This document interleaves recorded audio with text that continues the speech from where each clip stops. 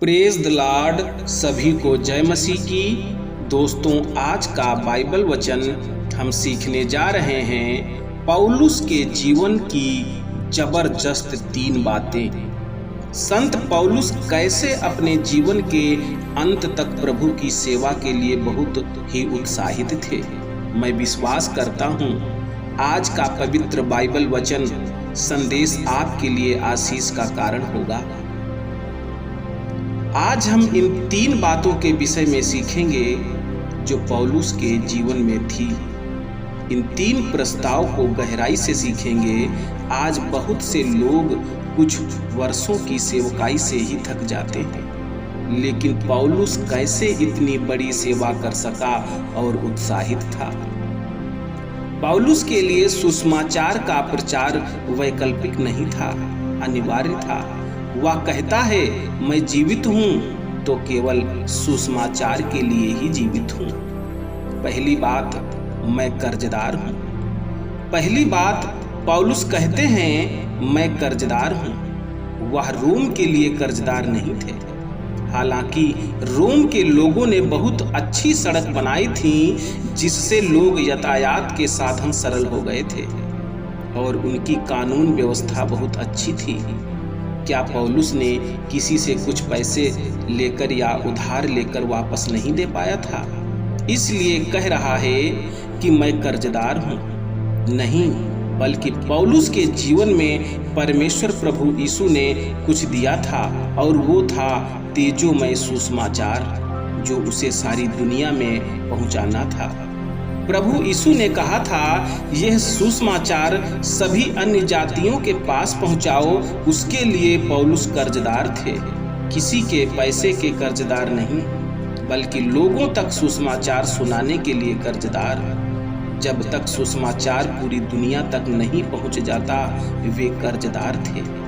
यदि यह सच है तो हर वो व्यक्ति जो प्रभु यीशु को अपना मुक्तिदाता करके ग्रहण किया है और उद्धार का आनंद प्राप्त किया है, तो वह भी कर्जदार है, और उसे सभी तक यह उद्धार का सुसमाचार सुनाना है।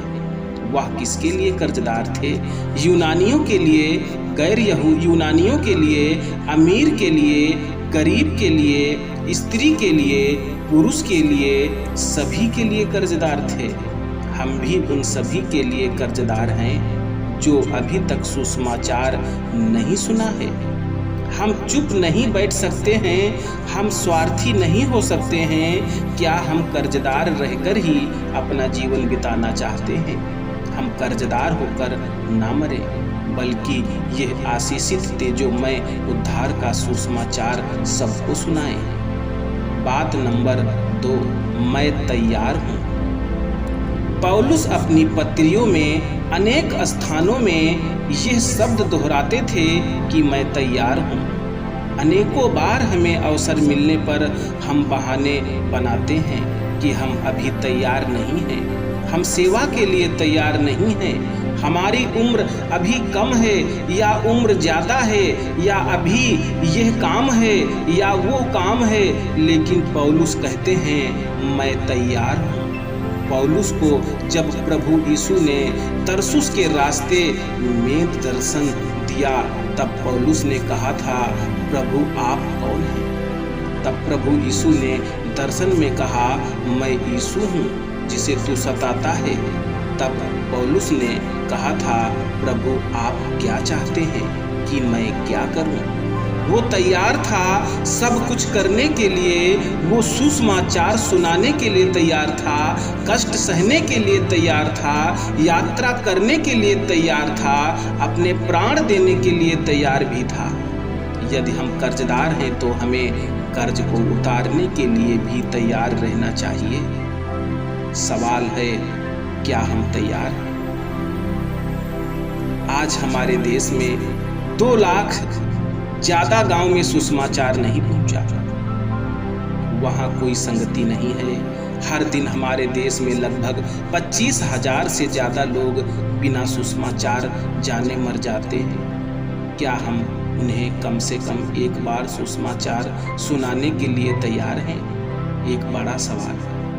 जिन्होंने परमेश्वर के लिए बड़े बड़े काम किए, फिर वो चाहे नया नियम में हो या पुराना नियम में या वर्तमान समय या सवाल, हर एक बड़े परमेश्वर के दास के पास आया था और उन्होंने उसका सकारात्मक जवाब दिया और कहा, मैं तैयार हूँ। बात नंबर 3, मैं लजाता नहीं हूँ। तीसरी बात पौलुस कहते हैं, मैं लजाता नहीं। किस बात से वो नहीं लजाते नहीं थे? सुसमाचार सुनाने से वे लजाते नहीं थे। चाहे लोग कुछ भी बोले, चाहे सुसमाचार के कारण निंदा करें या मारे या गाली दें, संत पौलुस लजाते नहीं थे। दुनिया की सबसे बड़ी आशीष जो परमेश्वर ने मानव जीवन में दी है वो है परमेश्वर का वचन, सुसमाचार। ये हमारे घमंड का विषय होना चाहिए। पौलुस कहते हैं, यह सुसमाचार की सेवा हमें उसकी दया में मिली है। पौलुस जहाँ कहीं गए उन्हें अपमान मिला और लोगों ने उन्हें जेल में बंदी बना दिया। लोगों ने उन पर पथराव किया, सताव किया गया, लेकिन फिर भी वे कभी सुसमाचार सुनाने से नहीं लजाते थे, कभी नहीं शर्माते थे। आज बहुत से लोग इस बात से शर्माते हैं या लजाते हैं कि दूसरे लोग क्या कहेंगे या उनके रिश्तेदार क्या कहेंगे, उनके मित्र कहीं उनका बुरा ना मान जाए कि ये तो सुसमाचार पर विश्वास करता है और सुनाता है। आज भारत में 2000 वर्षों के बाद भी सुसमाचार गांवों में नहीं पहुंचा।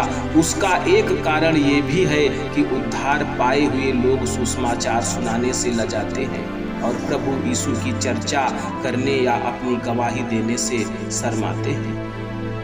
आइए प्रभु परमेश्वर से प्रार्थना करें कि वो हमें पवित्र आत्मा प्रदान करे ताकि हम सामर्थ्य पाएं और सुसमाचार सुनाने के लिए अपने आप को लोगों का कर्जदार समझें और सुसमाचार सुनाने के लिए तैयार हो जाएं और सुसमाचार से कभी ना लजाएं। परमेश्वर का धन्यवाद हो। परमेश्वर इन वचनों के द्वारा बहुतायत की आशीष दे। आमीन।